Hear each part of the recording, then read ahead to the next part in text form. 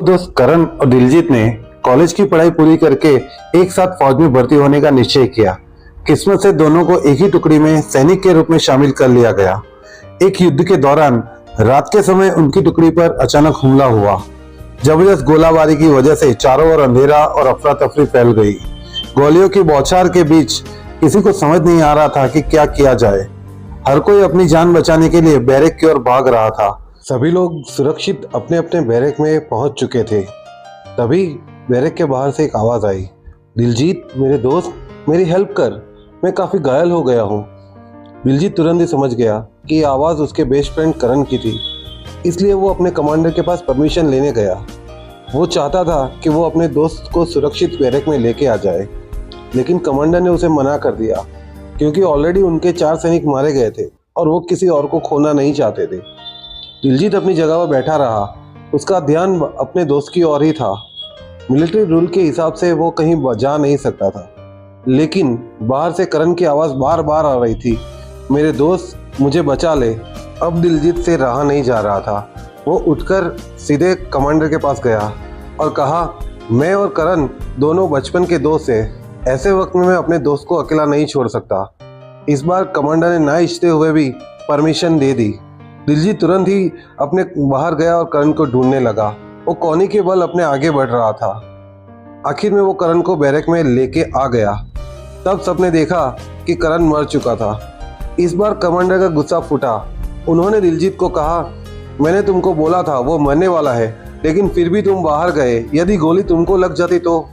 तुमने मिलिट्री के रूल्स के हिसाब से गलत किया है। तुम्हें बचाने के लिए गए, लेकिन वो आखिर मर ही गया। दिलजीत कमांडर को थोड़ी देर देखता रहा और कहा, मैंने कुछ गलत नहीं किया। जब मैं करण के पास गया तब वो जिंदा था। मुझे उसके पास आया देख वो काफ़ी खुश हो गया और कहा, दिलजीत मुझे पता था तुम आओगे, थैंक यू दोस्त। ये कहकर उसने अपनी सांसें छोड़ी। मैं उसको बचा नहीं सका, लेकिन उसके लास्ट वक्त में मैं उसके पास तो रहा। करण को पता होगा वो नहीं बचने वाला, लेकिन मरने से पहले उसको मेरे साथ कुछ पल बिताने होंगे। यही इच्छा मैंने पूरी की। बस मरते हुए आदमी को और क्या चाहिए। ये बोलते हुए दिलजीत की आंखें भर आई। आज अजय अपने स्कूल की छुट्टी होने के बाद घर नहीं गया। वो काफी देर लाइब्रेरी में रुका रहा।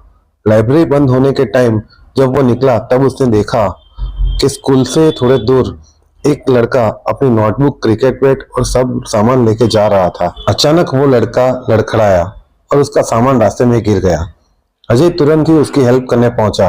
अजय ने उस लड़के को सपोर्ट किया और कहा, मैं आधा सामान उठा लेता हूं, और अपना नाम अजय बताया। दूसरे लड़के ने खड़े होकर कहा, मेरा नाम अमित है और मेरा घर नजदीक में ही है, और वो दोनों चल पड़े। बातें करते करते वो दोनों अमित के घर पहुंचे। अमित के घर जाकर दोनों चेस खेलने लगे। अजय का फनी स्वभाव के कारण अमित और अजय की काफी अच्छी दोस्ती हो गई। वो रोज स्कूल जाते और साथ खेलते थे। इसी तरह वक्त बीतता रहा और स्कूल का आखिरी दिन आया। तब अमित अजय को मिलने आया और अमित ने अजय से कहा, तुम्हें हमारी पहली मुलाकात याद है जब तुमने मेरी मदद की थी?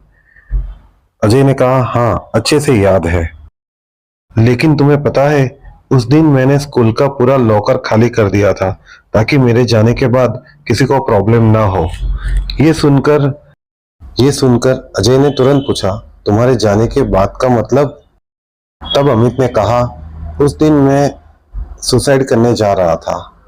मैं जीवन से पूरी तरह से निराश और हताश हो गया था। पिताजी के जाने के बाद हम यहाँ शिफ्ट हुए, लेकिन यहाँ कोई जान पहचान का न तो मेरा कोई दोस्त था। हमारी आर्थिक स्थिति भी ठीक नहीं थी। मेरी माँ घर चलाने और मुझे पढ़ाने के लिए काफी मेहनत कर रही थी, लेकिन जब तुम मिले तब मुझे एक दोस्त मिला। तुमने सिर्फ मेरे सामान को सपोर्ट नहीं किया, लेकिन मेरी जिंदगी को सपोर्ट किया था। तुमने मेरी जिंदगी बचाई है, थैंक यू अजय। यह कहकर अमित की आंख भर आई और वहां अजय भी रोने लगा। एक कपल था, दोनों एक दूसरे के साथ काफी खुश थे। वो लोग जब सुबह में नाश्ता करते या रात का खाना खाने बैठते, तब पति हर बार एक बात नोटिस कर रहा था। ब्रेड के पैकेट के अंदर जो ऊपर और नीचे वाली जो मोटी ब्रेड होती है, उसी को पत्नी सेक कर और उस पर मक्खन लगा के देती थी। पिछले 30 सालों से ये चल रहा था। एक दिन पति न रह पाया और उसके मन में जो बात काफी टाइम से चल रही थी वो उसने अपनी पत्नी को बता दी।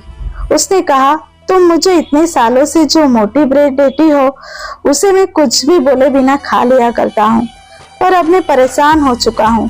आज मैं तुमको बता देता हूँ कि अब मैं वो मोटी ब्रेड नहीं खाने वाला। लेकिन मैं ये पूछना चाहता हूँ कि तुम मुझे इतने सालों से वो मोटी ब्रेड ही क्यों देती हो? पत्नी पति के सामने देखा और अपने आंसू रोकते हुए बोली, क्योंकि ब्रेड के पैकेट में आने वाली वो मोटी ब्रेड मुझे बहुत पसंद है और मुझे सबसे ज्यादा पसंद हो वो चीज आपको खिलाने का आनंद कुछ और ही होता है। अगर आपको इतने सालों से ये पसंद नहीं आया तो उसके लिए मैं माफी मांगती हूँ। I am really very sorry. वो आगे कुछ नहीं बोल पाई और उसकी आंख भर आई। पति की आंख भर आई और वो अपनी पत्नी को देखता रहा। एक प्राइमरी स्कूल की टीचर क्लास में पढ़ा रही थी। टीचर ने बच्चों को कहा, बच्चों आप आज एक निबंध लिखो जिसका विषय है कि आप भगवान से क्या मांगना चाहते हो और लिखने के बाद सारी कॉपी मुझे जमा करवा दीजिए। सब बच्चों ने निबंध लिखा और कॉपी टीचर को जमा करवा दी। टीचर ने वो सारी कॉपी इकट्ठा करके चेक करने के लिए घर पे लेके आ गई। जब वो कॉपी चेक कर रही थी तब एक कॉपी में लिखा निबंध पढ़कर वो फूट फूट कर रोने लगी। ये देखकर उनके पति ने कहा, तुम क्यों रो रही हो? तब टीचर ने वो कॉपी अपने पति को पढ़ने दी। पति वो कॉपी लेकर निबंध पढ़ने लगा जिसमें बच्चे ने लिखा था, गॉड आप मुझे एक स्पेशल ब्लेसिंग देकर मुझे एक मोबाइल बना दीजिए। मुझे एक मोबाइल बनकर घर में रहना है ताकि मेरे मम्मी पापा मेरे पास ही रहे, सब मेरी केयर करे। मम्मी पापा जब भी मेरी आवाज़ आए तब तुरंत ही मुझे अपने पास ले ले और देर रात तक मेरे साथ वो खेलते रहे और इस तरह मैं सबको खुश रख सकूं, इसलिए आप मुझे एक मोबाइल ही बना दीजिए। इतना पढ़ने के बाद पति अपनी टीचर पत्नी को देखा और कहा, ओ गॉड कितना प्यारा बच्चा है और कैसे हैं इसके माँ बाप जिनको बच्चे की कोई परवाह ही नहीं। मुझे तो दया आती है इस बच्चे पर। टीचर ने आंखों में आंसू के साथ अपने पति को देखा और कहा, ये निबंध हमारे बेटे ने लिखा है, और वो फूट फूट कर रोने लगी। पति भी उसको सहारा देते हुए देखता रहा। एक बिल्डर था जो नए नए मकान बनाकर बेचता था। उसकी कंपनी में काफी लोग काम करते थे, लेकिन उसके साथ एक सुथार काम करता था जो काफी अच्छा कारीगर था। सुथार उसका पूरा इंटीरियर करता था। वो इतनी मेहनत और कुशलता से काम करता था कि मकान तुरंत ही बिक जाते थे। लोग वहाँ इंटीरियर देखकर ही मकान खरीद लेते थे। बिल्डर को पता था कि उसका सारा काम सुथार की वजह से ही चल रहा है। काफी साल बीतने लगे। अब सुथार ये काम से बोर हो गया था और उसकी उम्र भी होने लगी थी। उसने सोचा कि जिंदगी भर जो पैसा जमा किया है उसे एक छोटा घर लेके अब रिटायरमेंट लिया जाए। ये बात उसने बिल्डर को बताई। बिल्डर पहले थोड़ा शॉक हुआ क्योंकि उसका अभी काफी काम बाकी था और वो ऐसे अच्छे कारीगर को जाने नहीं देना चाहता था। कुछ पल सोचने के बाद उसने कहा, जैसी तुम्हारी मर्जी, लेकिन अगर तुम ज्यादा थके नहीं हो तो मेरा एक आखिरी काम कर दोगे। मैं तुम्हें एक मकान बना के देता हूँ जिसमें तुम इंटीरियर कर दोगे। सारा मटेरियल तुम ही डिसाइड करोगे, लेकिन ऐसा काम करना कि मैं जिसको बेचूं वो खुश हो जाए। सुथार को ये जरा भी अच्छा नहीं लगा, लेकिन बिल्डर के इतने सालों के रिलेशन की वजह से उसने हाँ कहा। लेकिन उसका काम करने का कोई मूड नहीं था। वो जल्द से जल्द काम खत्म करना चाहता था। न तो उसने डिजाइन का ध्यान रखा, न तो मटेरियल का।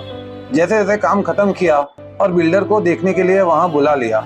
बिल्डर ने आके घर को देखा और सुथार को कहा, मैंने तुम्हारे साथ इतने सालों काम किया है, कोई काम चोरी नहीं की। मेरी कंपनी को इतने साल सर्विस देने के लिए मैं तुम्हारी कदर करता हूँ।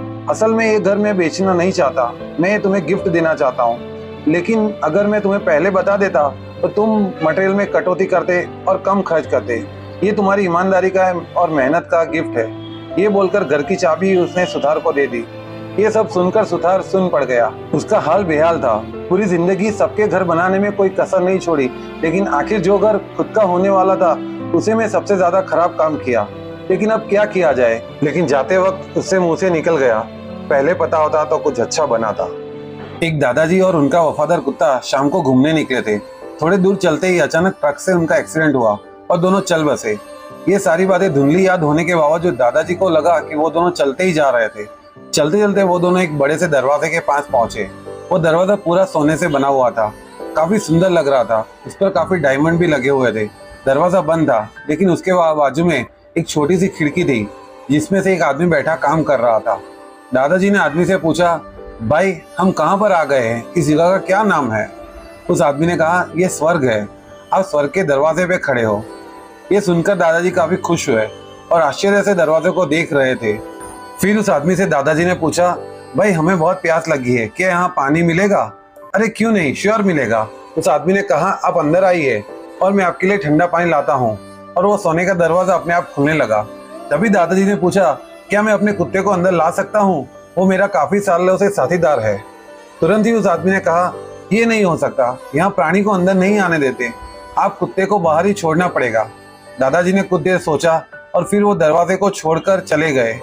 चलने के बाद एक हरा भरा खेत दिखा, उसके बाहर एक फेंसिंग बनी हुई थी और वैसा ही टूटा हुआ दरवाजा था। दादाजी ने टूटे हुए दरवाजे से झांक कर देखा तो एक सफेद दाढ़ी वाला आदमी पेड़ की छांव में बैठा था और एक बड़ी सी किताब पढ़ रहा था। दादाजी ने उनसे कहा, माफ कीजिए, हमें यहाँ पानी मिल सकता है? उस आदमी ने तुरंत ही कहा, श्योर मिलेगा, अंदर आइए, वहाँ हैंड पंप है, उसमें से निकाल कर खुद ही पी लीजिए और आराम भी कर सकते हैं, और अगर यहीं रहना है तो रह भी सकते हो, मुझे कोई दिक्कत नहीं। दादाजी ने तुरंत ही कुत्ते को देखा और कहा, ये मेरा दोस्त भी अंदर आ सकता है? उस आदमी ने कहा, क्यों नहीं, यहाँ कोई भेदभाव नहीं है, आप दोनों ही अंदर आ सकते हैं। वहाँ एक छोटा बर्तन है, आप जिसमें आप खुद और आपके दोस्त को पानी पिला सकते हैं। और वो आदमी धीरे धीरे मुस्कुरा रहा था। दादाजी अपने कुत्ते को लेकर अंदर आए और पानी पिया और वो आदमी के पास आकर बैठे। फिर दादाजी ने थैंक यू कहा और पूछा, ये कौन सी जगह है? उस आदमी ने कहा, ये स्वर्ग है। दादाजी कंफ्यूज होकर पूछा, थोड़ी देर पहले जिस जगह पर गया था वहाँ एक आदमी था जो जगह को स्वर्ग कह रहा था। तभी वो आदमी ने पूछा, वो सोने के दरवाजे वाली जगह? वो तो स्वर्ग नहीं, नर्क है। दादाजी ने हैरान होकर कहा, तो आप उनको झूठ बोलने के लिए मना क्यों नहीं करते? तभी उस आदमी ने कहा, अरे नहीं, उनके झूठ बोलने से हम खुश हैं, वो हमारे लिए काफी लाभकारी और मददगार है। उनके कारण ऐसे लोग जो अपने साथियों और रिलेटिव को छोड़कर स्वर्ग में अकेले जाना चाहते हैं, वो वहीं रुक जाते हैं। ऐसे स्वार्थी लोगों का यहाँ कोई काम नहीं है। वो सफेद दाढ़ी वाला आदमी अब धीमे धीमे मुस्कुरा रहा था, लेकिन अब वो भगवान के किसी एंजल के जैसा लग रहा था। ऐसे ही सालों पहले एक सम्राट हुआ करता था। वो काफी बूढ़ा हो चुका था। अब वो अपने राज्य के लिए नया सम्राट ढूंढ रहा था। वो चाहता था कि ऐसा कोई आदमी सम्राट बने जो प्रामाणिक और पूरे राज्य का ध्यान रखे। खुद के रिलेटिव्स में उसे कोई ऐसा नहीं दिखा था, इसलिए उसने राज्य में से ही सम्राट बनाने के लिए आदमी ढूंढना शुरू किया। उसने अपने राज्य में एक घोषणा करवाई कि जो भी नौजवान सम्राट बनना चाहते हैं वो सब एक खास दिन पर सभा में आए। सभा का दिन आया, काफी सारे नौजवान आए थे। सम्राट ने सबको संबोधित करते हुए कहा, आप में से ही एक को मैं राज्य का अगला सम्राट चूज करूंगा, लेकिन इसके लिए आपको एक परीक्षा देनी होगी। यहाँ से आप सब लोगों को एक एक बीज दिया जाएगा। आप लोगों को वो बीज अपने गमले में बोना है और 1 साल तक वो बीज की आपको केयर करनी है। 1 साल के बाद इसी दिन आप लोग गमला लेके यहाँ आएंगे। अपने बीज की जितनी केयर की है उससे मुझे पता लगेगा कि आप राज्य की कैसी केयर करते हैं। वो आदमी ही नया सम्राट होगा। सब लोगों को बीज दिया गया। सब लोगों ने अपना बीज लिया और लेकर वो चले गए। उस दिन वीर नाम का एक लड़का भी वहाँ था। उसे बीज मिला। उसने घर जाकर अपनी माँ को सारी बात बताई। माँ और बेटे ने मिलकर वो बीज गमले में बो दिया। उसकी केयर करने लगे। वो लोग नियमित रूप से बीज को पानी देते थे और अब वो अंकुरित होने की वेट कर रहे थे। 1 हफ्ता, 2 हफ्ता, ऐसा करते करते 5 हफ्ते बीत गए, लेकिन वीर के बीज में कोई अंकुर नहीं फूटा। वो बार बार बीज को देखता और निराश हो जाता, लेकिन वो उसे नियमित रूप से पानी देता था। कुछ महीने बाद गाँव में बातें होने लगी कि वो लड़के का पौधा ऐसा है, किसी का पौधा काफी हरा है, किसी का पौधा 2 फीट का हो गया है, वगैरह वगैरह। लेकिन अभी तक वीर के बीच में कोई हलचल नहीं हुई थी। वो और उसकी माँ नियमित रूप से और बड़े प्यार से बीज की केयर करते थे। आखिर 1 साल बाद वो दिन आ ही गया जब सब लोगों को अपने पौधे लेकर सभा में जाना था। वीर का सभा में जाने का कोई मन नहीं था, लेकिन उसकी माँ ने समझाया कि तुमने इस बीज की पूरे साल केयर की है, तुम्हें उसे काफी प्यार से सींचा है। वो बीज नहीं अंकुरित हुआ तो कोई बात नहीं, लेकिन प्रामाणिक मन से किया हुआ काम के लिए तुम्हें जाना ही चाहिए। माँ की बात मानकर वो सभा में गया, लेकिन वहाँ सब लोगों के गमले में बड़े बड़े पौधे की वजह से पूरी सभा जैसे जंगल लग रही थी। सिर्फ उसका ही गमला खाली था। उसने चुपके से भागने का सोचा, लेकिन तभी सम्राट वहाँ आ गए। सम्राट अब सबके गमले में बढ़े हुए पौधे को देख रहे थे। लास्ट में वो वीर के पास आए, तभी वीर ने अपना गमला छुपाने की कोशिश कर रहा था। उसके गमले को देखकर सम्राट मंच पे चले गए और अपने सिपाही को कहा, वीर को मंच पे लेके आइए। वीर के मंच पे आते ही सम्राट ने सबसे कहा, मिलिए अपने नए सम्राट वीर से। सबको ये सुनकर झटका लगा। वीर भी ये सुन के आश्चर्य में था। किसी को कुछ समझ में नहीं आ रहा था। सम्राट समझ गए और उन्होंने सब शांत करते हुए कहा, आपको मिले हुए बीज को सब लोगों ने पूरे साल केयर की और सबके पौधे काफी अच्छे हैं, लेकिन आपको जो बीज दिए गए थे वो सारे सेक कर दिए गए थे। वो बीज कभी अंकुरित नहीं हो सकते थे। तो आप सबके बीज इतने बड़े पौधे कैसे बन गए? वीर ही एक ऐसा प्रामाणिक आदमी है जिसने बीज जैसा है वैसा लाने की हिम्मत की। आप लोगों का बीज अंकुरित नहीं हुआ तो आप लोगों ने नया बीज ला के बो दिया। तो वीर जी ऐसे प्रामाणिक आदमी को ही हमारे राज्य का सम्राट हो सकता है और इसी की प्रामाणिकता से हमारे राज्य में भी काफी फायदा होगा। बाकी सब लोगों के पास बोलने को कुछ बचा नहीं था।